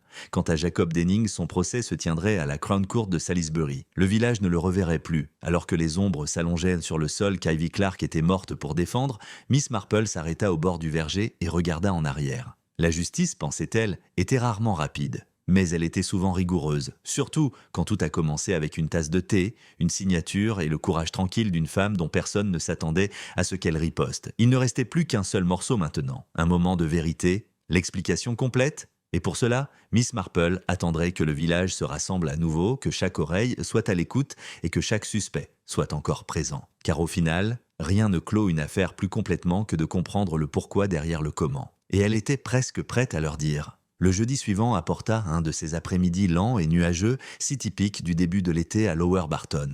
Lumineux par endroits, sombre par endroits et imprégné d'une brise légère qui faisait bruisser les haies juste assez pour suggérer des secrets. Le village, vibrant d'un soulagement prudent après l'arrestation de Rupert Gibbons, avait commencé à retrouver son rythme habituel. Pourtant, sous ce calme retrouvé, des questions persistaient, telles de faibles empreintes dans la rosée matinale. Miss Marple, partisane de la clarté plutôt que des spéculations, avait organisé une réunion modeste au salon du presbytère. Le révérend Harrow, encore sous le choc de l'enracinement d'une telle malveillance au sein de la paroisse, avait volontiers accepté de lui prêter son espace. À 4h30, une poignée de villageois s'était rassemblée. Clara Hartwell était assise près de la cheminée, calme mais vigilante. Madame Withers et sa sœur, Daphné, étaient sagement perchées près de la fenêtre, chuchotant derrière leurs mains gantées. Le docteur Redfern se tenait près du buffet, versant discrètement une mesure de sherry, et le sergent Marsh s'assit près de l'âtre carnet à la main, plus par habitude que par nécessité. Même la jeune Béatrice Langham était venue, les yeux écarquillés par une curiosité qui confinait à la peur. Miss Marple entra la dernière, comme à son habitude, non pas pour faire une entrée remarquée, mais pour laisser la salle se calmer avant de commencer. Elle prit la chaise la plus proche du centre, son sac à tricot à ses pieds, et regarda les visages rassemblés avec un calme qui imposait doucement l'attention. « Merci à tous d'être venus », dit-elle, sa voix ni forte ni théâtrale, mais claire et précise, même si je m'attends à ce que la curiosité, plutôt que gratitude, soit le sentiment approprié en ce moment. Quelques sourires brisèrent la tension. Miss Marple continua. La plupart d'entre vous savent que l'homme qui s'est présenté dans ce village sous le nom de Rupert Gibbons n'est pas celui qu'il prétend être. Son vrai nom est Jacob Denning, un homme au lourd passé de tromperie, notamment un précédent crime impliquant la mort d'un propriétaire terrien par des moyens suspects mais indétectables. Il y eut un frémissement dans la pièce, des halètements rapidement étouffés, des regards échangés. Il était venu à Lower Barton avec un objectif précis. Non pas pour s'installer ni pour prendre un nouveau départ, mais pour prendre le contrôle du verger d'Ivy Clark. Une modeste parcelle de terre, certes, mais précieuse par son héritage et son symbolisme. Voyez-vous, le verger n'était pas seulement une propriété, il représentait quelque chose de durable. Un don à la paroisse, conservé en fiducie, qu'Ivy protégeait avec diligence, car elle comprenait sa place dans le tissu social du village. Miss Marple croisa les mains, mais Jacob Denning a vu une opportunité. Il a falsifié un bail, construit une fausse identité et s'est forgé une image suffisamment respectable pour échapper à tout contrôle. Il a dupé nombre d'entre nous, même si j'admets que certains d'entre nous étaient simplement polis plutôt que convaincus. Cela a valu quelques regards entendus. Ivy Clark, cependant, ne s'y trompait pas. Elle le reconnut à sa voix, à son attitude. Elle soupçonnait quelque chose bien avant que nous ne pensions à un acte criminel, et elle s'y était préparée. Elle fit dupliquer le faux bail. Elle documenta ses soupçons. Elle marqua même la date qu'elle jugeait importante. Le 8 juillet, le dernier jour où elle fut vue vivante. Clara baissa les yeux sur ses genoux. Miss Marple poursuivit d'une voix ferme. Ce jour-là, Jacob Denning rendit visite à Ivy. Sous couvert de politesse, il lui offrit du thé. Nous pensons maintenant qu'il contenait un extrait de digital, un poison qui imite l'insuffisance cardiaque naturelle particulièrement dangereux pour les personnes souffrant déjà de problèmes cardiaques. Il comptait probablement sur le fait que sa mort serait qualifiée de tragédie naturelle, permettant ainsi à son bail frauduleux de rester incontesté. Le docteur Redfern se déplaça mal à l'aise mais hocha la tête d'un air sombre. Mais ce sur quoi il n'avait pas compté, dit Miss Marple d'une voix plus douce, c'était la prévoyance d'Ivy. Ses documents préservés, le reçu de l'imprimerie, la façon minutieuse dont elle reproduisait ce qu'elle soupçonnait d'être utilisé contre elle. Il n'avait pas non plus compté sur l'attention des autres, sur le souvenir de Madame Crowthorne, qui le vit partir avec un calme si étrange. « Et toi, dit Clara en levant enfin les yeux, tu as vu ce qu'aucun de nous n'a vu. » Miss Marple esquissa un sourire doux. Ce que les gens montrent quand ils croient que personne ne les regarde. J'ai appris au fil des années que la culpabilité est pesante. Elle fixe trop longtemps. Elle sourit avec trop de précision. Jacob Denning pouvait inventer un mensonge parfait, mais il ne pouvait contrôler la profondeur de la mémoire d'une personne comme Ivy, ni le silence avec lequel une personne comme moi pouvait observer. Le sergent March prit alors la parole, debout. Avec le faux bail, les résultats toxicologiques et la correspondance d'identité confirmée, la couronne dispose de suffisamment de preuves pour poursuivre. Jacob Denning sera accusé de meurtre et de fraude. « Mais pourquoi aller si loin ?» demanda Daphne Withers d'une voix tremblante. Pourquoi ne pas simplement acheter le verger par des moyens légaux s'il le désirait tant ? Parce qu'il ne pouvait pas, répondit Miss Marple. Le verger n'était pas à vendre. Et surtout, Ivy Clark l'avait déjà refusé des mois avant qu'il ne réapparaisse sous le nom de Rupert. Il l'avait contacté sous un autre nom, cherchant à acheter le terrain à titre privé.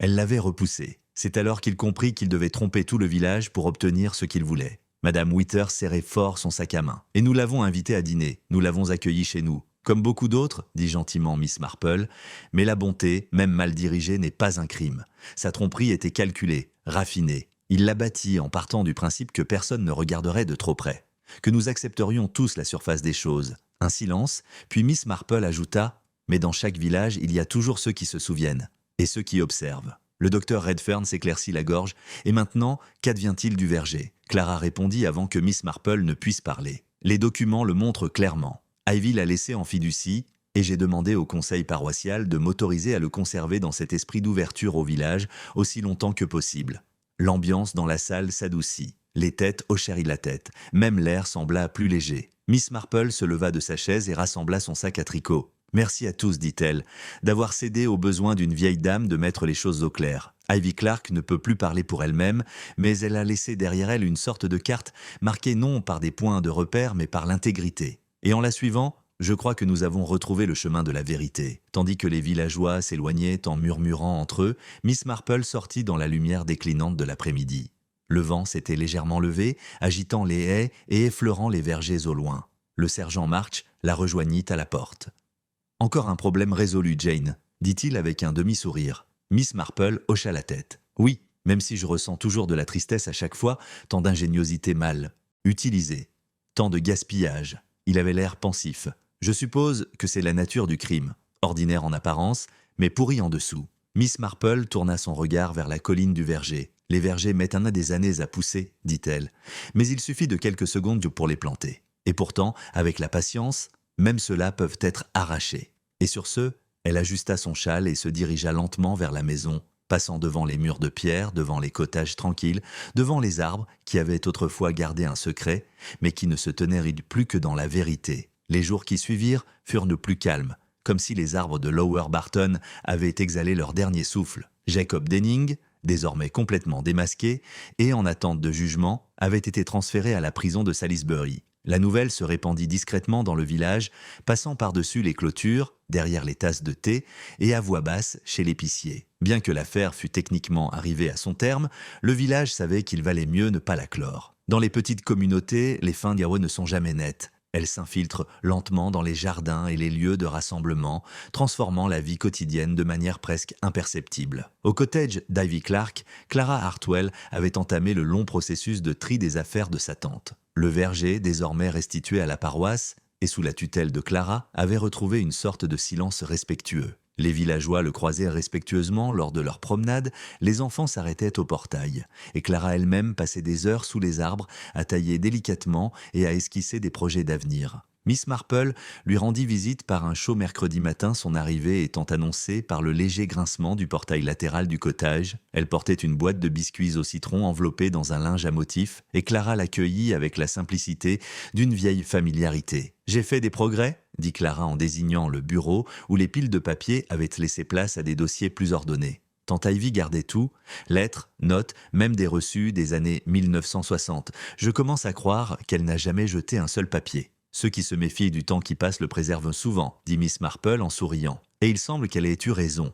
Clara hésita un instant avant de prendre un petit carnet à reliure verte sur le bureau. Je le trouvais caché derrière le tiroir du bas. Ce n'est pas son écriture. Miss Marple prit le carnet avec précaution, feuilletant les pages fragiles. Les inscriptions étaient rares, mais datées avec précision. Chaque page était une liste de noms, de lieux et de commentaires occasionnels, écrits d'une écriture majuscule et travaillée. Elle a dû le cacher à Denning, dit Clara. Ou peut-être l'a-t-il oublié lors d'une de ses visites. Non, dit Miss Marple en plissant les yeux. Ce n'était pas oublié, c'était laissé. Clara avait l'air confuse. Pourquoi ? Miss Marple tapota le bord de la page. Parce que les gens, comme Denning, croient toujours qu'ils reviendront. Ils laissent des mots d'émiettes derrière eux, non par négligence, mais par arrogance. Ils pensent qu'ils auront toujours le dernier mot. Elle marqua une pause et tourna la page vers la fin. Là, sous une courte liste de parcelles de terrain dans les comtés du Sud-Ouest, se trouvait un nom qui n'avait jamais été mentionné auparavant. Reuben Cleaves, Miss Marple lise d'à haute voix. Clara secoua la tête. Ce nom ne me dit rien. Ça me fait du bien, dit doucement mademoiselle Marple. Il a été jugé en 1948 pour falsification de titres fonciers dans le Devonshire. Le procès a été classé sans suite pour vice de forme. Pas de peine de prison, il a disparu par la suite. L'affaire a brièvement fait la une des journaux. Je me souviens que mon oncle en avait parlé, cela a fait scandale dans l'un des conseils municipaux. Clara fronça les sourcils. Êtes-vous en train de dire que Jacob Denning n'utilisait pas un seul faux nom, mais plusieurs ? Exactement. Reuben Cleaves, Jacob Denning, Rupert Gibbons, 3 masques pour un seul homme. Et si Ivy avait découvert ce lien, Miss Marple s'est tue. Clara avait terminé sa pensée. Elle aurait alors compris à quel point il était dangereux. Miss Marple referma doucement le carnet. Elle l'avait peut-être retracé bien avant que nous ne nous en rendions compte. C'est sans doute pour cela qu'elle a agi avec autant de méthode. Mais aussi pour cela qu'elle n'a jamais rien dit ouvertement. Elle devait craindre qu'en le nommant directement, elle ne précipite le danger. Clara croisa les bras. Et pourtant, elle laissa ce carnet. « Oui, répondit Miss Marple, parce qu'elle croyait qu'un jour, quelqu'un finirait ce qu'elle avait commencé. » Le reste de la matinée se passa avec Miss Marple, aidant Clara à classer des papiers et lisant occasionnellement à voix haute des fragments de notes personnelles d'Ivy. La plupart étaient des observations charmantes et banales sur la météo, les plantations et quelques plaintes concernant le courrier. Mais en marge, des réflexions plus énigmatiques se surgissaient. « Je ne fais confiance à personne qui arrive avec des gants de soie », peut-on lire sur une ligne. Un autre, « Il dit gentillesse mais j'entends calcul ». Chaque phrase renforçait l'admiration silencieuse de Miss Marple. Ivy Clark n'était pas une femme bruyante, ni particulièrement sociable. Mais elle possédait un esprit aiguisé par la solitude et une volonté forgée par des années de surveillance discrète. À midi, ils prirent leur thé dans le verger, à l'ombre d'un pommier, dont les feuilles flottaient doucement comme des murmures de papier dans la brise. Clara leva les yeux vers les lourdes branches au-dessus d'eux. « Je n'ai jamais posé la question, dit-elle. Pourquoi penses-tu qu'il désirait tant cette terre ? Il y a sûrement des complots plus faciles à escroquer. » Miss Marple sirota son thé pensivement avant de répondre. « Symbolisme, dit-elle enfin. Le verger n'était pas seulement précieux, il était visible, il était porteur de sens, d'histoire. Pour quelqu'un comme Denning, ce genre de terre n'est pas seulement une question d'argent, c'est une question d'effacement, de remplacement d'histoires qui contredisent celles qu'il a essayé d'écrire pour lui-même. Clara fixait les arbres. Il aurait voulu les planter dans le passé. Oui, acquiesça Miss Marple. Mais il sous-estimait les racines. Un long silence s'ensuivit, celui qui était rempli du poids de la compréhension plutôt que de l'absence de mots. Clara se tourna alors vers elle avec un petit sourire. « Pourrais-tu m'aider à nommer le verger ?» Les yeux de Miss Marple s'illuminèrent doucement. « Qu'avais-tu en tête ?»« J'ai pensé l'appeler le verger d'Ivy, pas seulement parce que c'était le sien, mais aussi à cause de ce qu'elle représentait. » Le sourire de Miss Marple s'élargit. « C'est un beau nom et un hommage mérité. » Ce soir-là, alors que le soleil commençait sa descente dorée, Miss Marple retourna à son cottage. Elle rangea le carnet vert dans son tiroir parmi plusieurs autres souvenirs d'affaires passées, non pas de fascination morbide, mais de vie défendue, de vérité révélée et de silence brisé. Elle resta assise un instant dans la lumière déclinante, écoutant les doux sons de Lower Barton s'installer dans le crépuscule. Le tintement d'une sonnette de vélo, l'aboiement discret d'un chien au loin, le bruissement des rideaux tirés. Sur ses genoux, son tricot attendait, à moitié terminé et patient. Mais Miss Marple ne s'y est pas encore mise. Au lieu de cela, elle regarda par la fenêtre la colline du verger, dont les contours se mirent à briller d'une lumière ambrée. Un lieu de terre et de pierre, de secret et de force. Là où une femme s'était autrefois dressée seule pour défendre la vérité et où, grâce à son courage discret, le passé ne pouvait plus être réécrit. Il restait encore un dernier chapitre à venir. La salle d'audience, le verdict, la justice rendue. Mais dans son cœur, Miss Marple savait que la véritable victoire avait déjà été remportée. Dans le jardin, dans le silence, dans le verger, Ivy refusait de se laisser voler. 3 semaines plus tard, par une matinée fraîche, adoucie par une brume rasante, Miss Marple se tenait de nouveau sur le quai de Barton Halt, ses mains gantées soigneusement serrées autour de la poignée de son sac de voyage. Le village était silencieux à cette heure-ci, seul le fracas lointain d'une charrette allait et le chant occasionnel des hirondelles perçant, le brouillard. Le train à destination de Londres allait bientôt arriver, son sifflement aigu et fantomatique résonnant sur toute la ligne. Elle n'était pas ravie de quitter St. Mary Mead ou plus récemment Lower Barton. Mais la couronne avait fait part de son témoignage, car le témoin qui avait démasqué la fausse identité et contribué à relier le faux bail au déplacement de Jacob Denning était requis au tribunal. Le procès se tenait aux assises de Salisbury, une formalité solennelle aux yeux de certains, mais pour mademoiselle Marple, il représentait quelque chose de bien plus profond. La justice, discrète et sans prétention, ne pouvait se contenter de murmures ou de salons. Elle devait être visible, nommée et reconnue. Le sergent Marsh lui avait proposé de l'accompagner, mais mademoiselle Marple avait décliné avec sa douce résolution habituelle. Il avait fait sa part, et elle pouvait s'occuper du reste. Alors que le train entrait en gare dans un crissement de frein, elle monta à bord et trouva sa place près de la fenêtre. La campagne défilait devant elle, un flou de haies, vertes, de champs dorés et de moutons dispersés, si familiers et pourtant lointains, comme vus d'une autre vie. Le palais de justice de Salisbury se dressait avec une dignité de pierre. À l'intérieur, la galerie publique était modestement remplie de quelques journalistes, de membres de la famille élargie d'Ivy Clark et de plusieurs fonctionnaires en col raide qui observèrent les débats avec un intérêt mitigé. Miss Marple était assise tranquillement à sa place, son châle bleu soigneusement plié autour des épaules, ses aiguilles à tricoter toujours dans son sac. Aujourd'hui, c'était l'heure de l'écoute. Jacob Denning, autrefois Rupert Gibbons, autrefois Reuben Cleaves, fut conduit au box des accusés vêtu d'un costume gris, anthracite, impeccable et impassible. Son visage, plus maigre maintenant et vidé du charme suffisant, qui avait autrefois fait office de charisme, ne laissait rien paraître. Il ne regarda pas la galerie, il ne regarda pas Miss Marple. Le procureur présenta l'affaire avec clarté, mais avec une logique rigoureuse. La chaîne des événements était soigneusement structurée. Le bail frauduleux, la manipulation d'Ivy Clark, la falsification des documents paroissiaux et, plus grave encore, l'administration calculée d'un composé mortel dans une tasse de thé. Les témoignages d'experts confirmèrent la présence de résidus dans la tasse, l'origine botanique du poison et son effet mortel sur une personne atteinte de la maladie cardiaque connue d'Evie. Ce qui a véritablement apaisé la salle d'audience, cependant, ce ne sont pas les détails médico-légaux, mais le témoignage discret de Clara Hartwell. Vêtue de bleu marine, sa voix tremblait parfois, mais ne faiblissait jamais. « Il m'a apporté le bail, dit Clara. Le faux, il m'a dit qu'Ivy l'avait voulu depuis le début, qu'elle le lui avait donné. Mais je savais que quelque chose n'allait pas. Je ne savais pas comment le dire, mais je le sentais. » Elle marqua une pause, les mains tremblantes. Elle n'aurait jamais changé d'avis, pas sans me le dire. Et puis, lorsque mademoiselle Marple a témoigné, un silence d'attente s'est installé.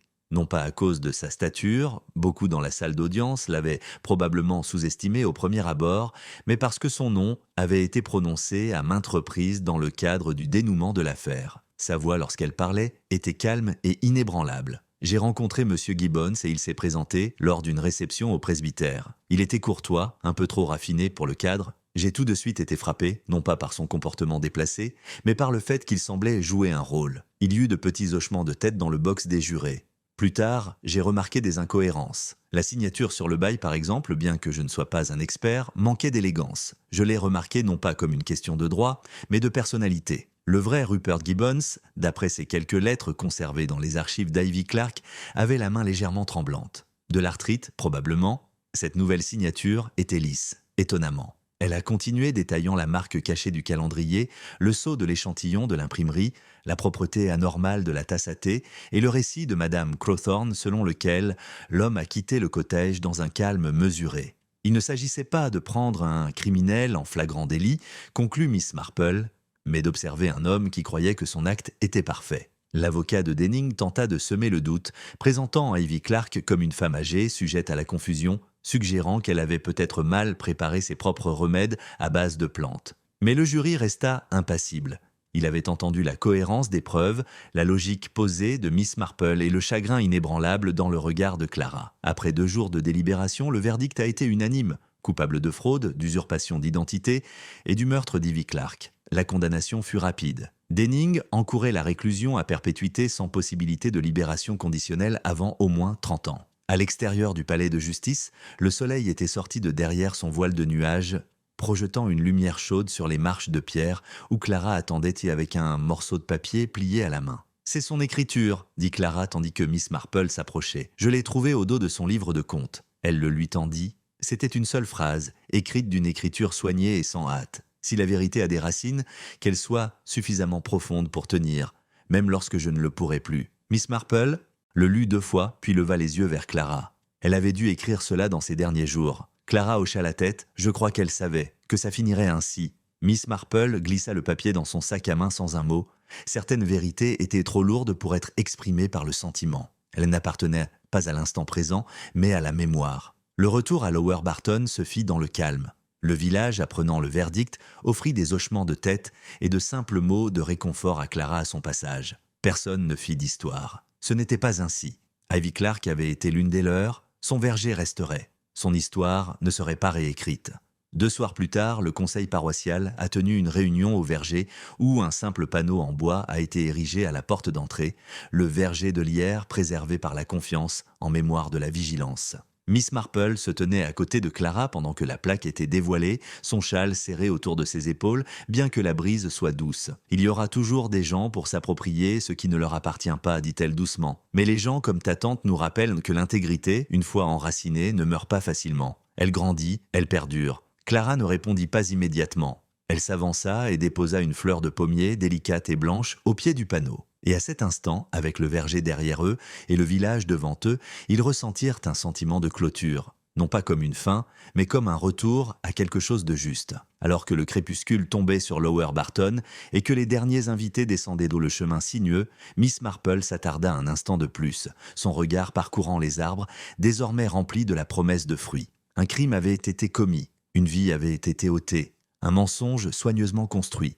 Mais rien de tout cela n'avait résisté à la vigilance simple et constante d'une femme qui comprenait que chaque tromperie laisse derrière elle une ombre. Et certaines ombres, une fois remarquées, ne peuvent que conduire à la lumière.